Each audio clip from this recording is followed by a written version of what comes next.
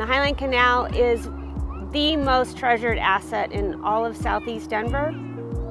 It's really beloved by everyone who lives down here.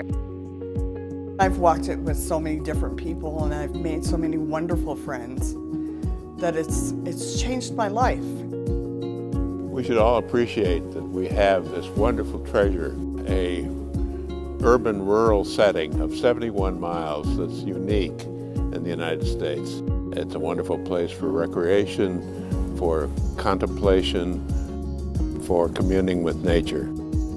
I grew up here on High Line Farm, which is named for the High Line Canal, and we raised lots of animals and kids here, and it was a great place to grow up. It's amazing how many people have cherished memories from here.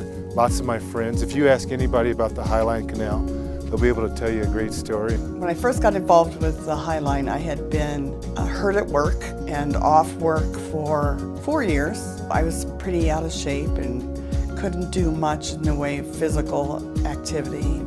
So I started walking a block at a time and I lost about 70 pounds. I have ridden my bike and trained for marathons and ridden my bike with kids and walked with kids and visited with friends many thousands of miles along the canal.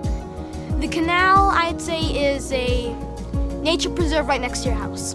My personal favorite memory on the canal is when we had gone out, taken some of the water from the canal and put it through a microscope to see what microorganisms had actually lived within it.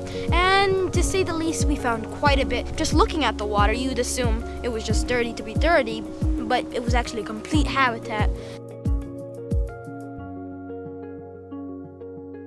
The biggest thing I feel like it's done for me, it has empowered me because I was able to do the 71 miles. And I did it again in the winter. So I was feeling pretty good. And so it's opened me up to try all kinds of other things. Growing up in an open space like this, a green space, I think it clears your mind, and a clear mind is key to success. I'm sure it had something to do with my success. It was central to our growing up, the canal. It was certainly one of the most important things in all of our lives, my brothers and I. A couple days a week, we'd get up at 5 a.m. and we would come down and run this path all the way to 6th Avenue and back, and then we would work out. And so I think the people that kind of experienced the canal back then had something good rub off on them, because there's lots of successful and famous people that came through here. One of the great things that all families did was the float trips in inner tubes down the High Line Canal. I had a babysitter during the summers because my mom worked, and she would bring me down here with all of her friends. She was in high school, and we would hang out here in Eisenhower Park and go inner tubing in the canal. It always was a little bit deceiving because it was a little bit colder than you thought it would be, even on a very hot day.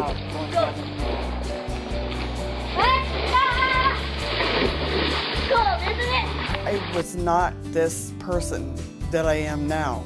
I went camping in a tent for the first time in 40 years. Had a blast. I tried to ride a bike. That didn't go quite as well. I mean, this wasn't like the rich part of town. It was just, kids that worked hard and things favorably happened to them, and maybe the canal had something to do with it. As our city gets more and more crowded, these kinds of spaces become more and more important. You can get away from the city and you can isolate yourself in the quiet of the canal. You can hear the leaves and the wind blowing, and it needs to be here for all of us, for our kids, for their kids. It's a treasure for sure.